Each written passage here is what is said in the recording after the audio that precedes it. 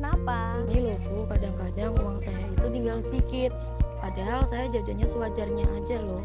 Sebenarnya saya ini boros atau tidak sih Bu? Oke, jangan khawatir. Kebetulan masalah kamu ini nanti akan kita pelajari di pelajaran matematika yang di dalamnya terintegrasi pelajaran coding dan kecerdasan artifisial.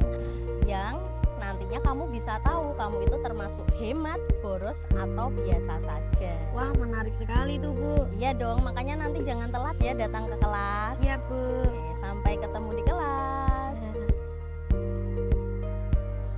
Assalamualaikum warahmatullahi wabarakatuh.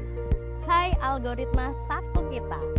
Pernah kan mengalami kejadian seperti tadi, di mana kita merasa boros tapi tidak tahu seberapa boros sih?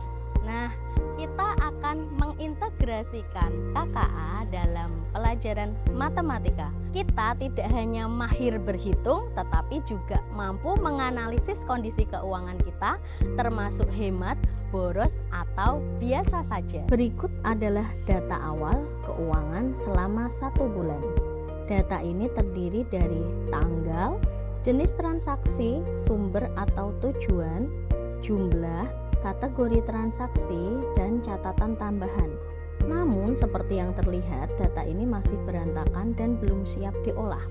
Beberapa masalah utamanya adalah format tanggal yang belum seragam, adanya data yang hilang atau belum tercatat, terdapat data-data tidak penting atau berlebihan yang justru menghambat analisis. Untuk mengatasi kekacauan ini, kita akan menerapkan beberapa teknik pengelolaan data. Pertama, kita melakukan dekomposisi, yaitu memecah masalah besar data yang berantakan menjadi bagian-bagian kecil agar mudah diselesaikan. Langkah sederhananya adalah dengan mengelompokkan data menjadi 2 bagian utama, pemasukan dan pengeluaran. Kedua, kita menerapkan standarisasi, yaitu menyamakan format data. Contohnya, kita menyeragamkan format tanggal di seluruh kolom. Ketiga, kita melakukan abstraksi. Ini adalah proses untuk fokus pada data yang penting saja. Oleh karena itu, kita akan menghilangkan kolom sumber atau tujuan dan catatan tambahan, karena kedua kolom ini tidak terlalu penting. Setelah melakukan standarisasi dan abstraksi, langkah selanjutnya adalah mengatasi missing value atau melengkapi data yang hilang atau belum lengkap. Tentu saja proses pengisian ini wajib dilakukan dengan validasi untuk memastikan data yang kita tambahkan adalah akurat. Setelah data dikelola dan disiapkan dengan baik, baru kita menyusun instruksi analisis. Urutannya adalah hitung total pemasukan dan pengeluaran, hitung sisa uang dengan cara mengurangi pemasukan dan pengeluaran. Selanjutnya, kita bisa menghitung persentase sisa uang dengan membandingkan sisa terhadap total pemasukan. Lalu kita dapat membuat kriteria untuk menentukan apakah kondisi keuangan kita tergolong hemat, boros, atau biasa saja. Kriteria ini dapat dicari dan disesuaikan dari berbagai sumber atau standar pribadi. Selanjutnya, dengan serangkaian proses yang runtut, kita pada akhirnya akan mengetahui kriteria keuangan kita. Apakah kita boros, hemat, atau biasa saja? Bu Iin. Halo, gimana? Sekarang aku jadi tahu Bu gimana caranya mengelola keuangan dengan baik. Dan aku termasuk yang biasa aja sih Bu. Wah, bagus dong. Kalau Sabila gimana? Termasuk kategori apa? Saya juga masuknya yang biasa aja sih Bu. Bagus dong, berarti kamu nggak boros. Tapi saya pengennya masuknya yang hemat Bu. Nah, kalau pengen hemat, kamu ada rencana enggak nih harus bagaimana?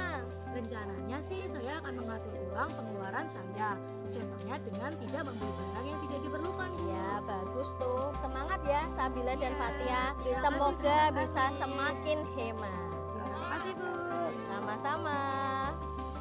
Kita sudah melihat bagaimana berpikir komputasional terintegrasi langsung dalam operasi bilangan matematika sehari-hari menjadi kunci bagaimana kita menganalisis kondisi keuangan kita sendiri. Ini bukan hanya tentang hitungan, melainkan tentang menerapkan kerangka berpikir logis sebagaimana kita belajar coding dan kecerdasan artifisial. Kita tidak hanya mahir berhitung, tetapi juga mampu menganalisis kondisi keuangan kita, termasuk hemat, boros atau biasa saja. Dan yang paling penting setelah kita mengetahui hasil analisis keuangan kita bisa menentukan sikap kita selanjutnya agar keuangan menjadi lebih baik. Semoga bermanfaat. Terima kasih. Wassalamualaikum warahmatullahi wabarakatuh.